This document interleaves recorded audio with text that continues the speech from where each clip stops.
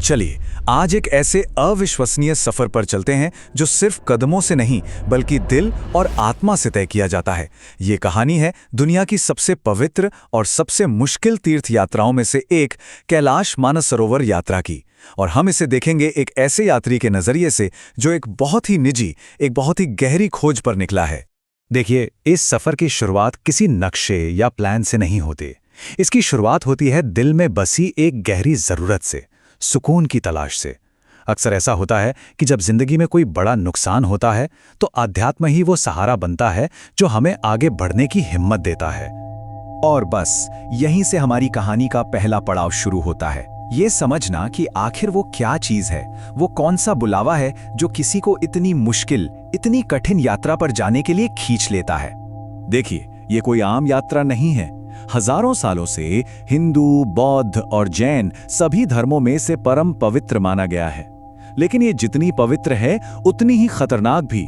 सोचिए, एक जमाना था जब यात्री घर से निकलने से पहले अपनी सारी दुनियावी जिम्मेदारियां निपटा देते थे, क्योंकि उन्हें ये तक पता नहीं होता था कि वो वापस लौटकर आएंगे भी या नहीं। तो इस सफर की जमीनी शुरुआत होती है नेपाल के काठमांडू से। यहाँ देश भर से आए सारे यात्री एक दूसरे से मिलते हैं। एक अलग ही माहौल होता है, थोड़ा उत्साह, थोड़ी घबराहट। सबको यात्रा के लिए जरूरी सामान जैसे डफल बैग और कड़ाके की ठंड से बचाने वाली जैकेट दी जाती है। और फिर इस मुश्किल सफर पर निकलने से पहले सब पशुपतिनाथ मंदिर में सिर झुकाकर आशीर्वाद लेने जाते हैं। और फिर वो पल आता है जब यात्री अपनी जानी पहचानी दुनिया को पीछे छोड़कर एक ऐसी जमीन पर कदम रखते हैं जहां के नियम, जहां का माहौल, सब कुछ बिल्कुल अलग है। यहां से यात्रा एक बिल्कुल नया मोड़ लेती है। नेपाल से विदा लेने का अनुभव ही दिल दहला देने वाला होता है। एक तरफ तो हिमालय की वो खूबसूरती है जो कहीं और देखने को नहीं मिलती, और दूसरी तरफ वो खतरनाक संकरे रास्ते जिनके बगल में सैकड़ों फीट नीचे त्रिशूली नदी गरज रही होती है। खौफ और खूबसूरती का एक अजीब संगम। और जैसे ही चीन नियंत्रित तिब्बत में कदम रखते हैं, सब कुछ बदल जाता है। प्रकृति के उस बेतरतीब खौफ और खूबसूरती की जगह ले लेती हैं इंसानी अनुशासन और एकदम व्यवस्थित शानदार सड़कें। मतलब माहौल में जमीन आसमान का फर्क महसूस होता है। अब यात्रा एक ऐसे मुकाम पर पहुंचती है जो सिर्फ एक पड़ाव नहीं बल्कि गहरे प्रतीकों से भरा है। एक ऐसी जगह जहां दो पवित्र झीलें हैं जो मानो जिंदगी के दो सबसे बड़े सच को आमने सामने रखती हैं। यहां तीर्थयात्रियों का सामना होता है दो झीलों से। एक है मानसरोवर झील, जिसे मन की झील कहते हैं, जिसका पानी मीठा है, जीवन देने वाला। और ठीक उसके बगल में है राक्षस ताल, राक्षस की झील, जिसका पानी खारा है, बेजान। एक प्रकाश है तो दूसरी अंधकार। और जब कोई इन दोनों झीलों को एक साथ देखता है तो ये सिर्फ बाहर का नजारा नहीं रह जाता। ये तो इंसान के अपने अंदर चल रहे द्वंद्व का, कश्मकश का आईना बन जाता है। बाहर का भूगोल मन के भूगोल से जुड़ जाता है। और अब आता है इस तीर्थयात्रा का सबसे बड़ा इम्तिहान, इसका आध्यात्मिक शिखर, जिसे कहते हैं परिक्रमा, यानी कैलाश पर्वत के चारों ओर की वो पवित्र यात्रा। तो ये परिक्रमा क्या है?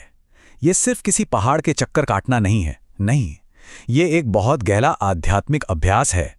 ये इस बात का प्रतीक है कि कोई दिव्य शक्ति, कोई केंद्र है जिसके इर्द गिर्द ही हमारा पूरा अस्तित्व घूम रहा है। और तभी एक कमाल का एहसास होता है, अरे ये परिक्रमा तो सिर्फ हम नहीं कर रहे, ये तो पूरा का पूरा ब्रह्मांड कर रहा है।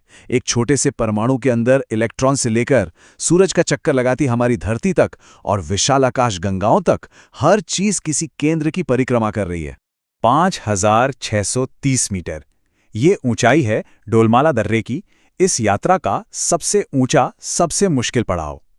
जरा सोचिए, इस ऊंचाई पर ऑक्सीजन ना के बराबर होती है। हर एक सांस एक जंग है और हर एक कदम हिम्मत और सहन शक्ति का सबसे बड़ा इम्तिहान। और जानते हैं सबसे अजीब बात क्या है?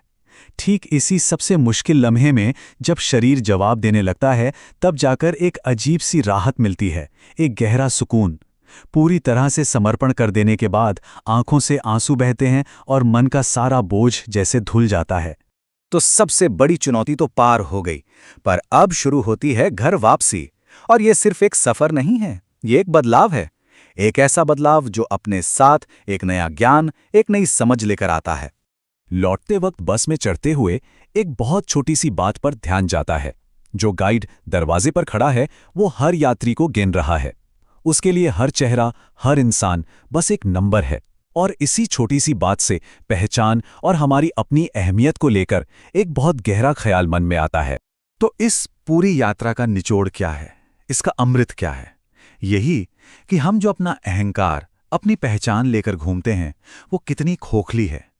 ये यात्रा उस अहंकार को गला देती है और हमें याद दिलाती है कि इस विशाल ब्रह्मांडीय व्यवस्था में हमारी असली जगह क्या है, और अपने उस जगह को पहचान लेने में ही सच्ची शांति है। और आखिर में ये सफ़र एक बहुत बड़ा सवाल हमारे सामने छोड़ जाता है। जिंदगी भर तो हम एक नंबर, एक पहचान के तौर पर जाने जाते हैं, पर तब क्या होगा जब उस आखिरी यात्रा पर हमारा नंबर पुकारा जाएगा? एक ऐसी यात्रा जो इन नंबरों और पहचानों से कहीं बहुत परे है।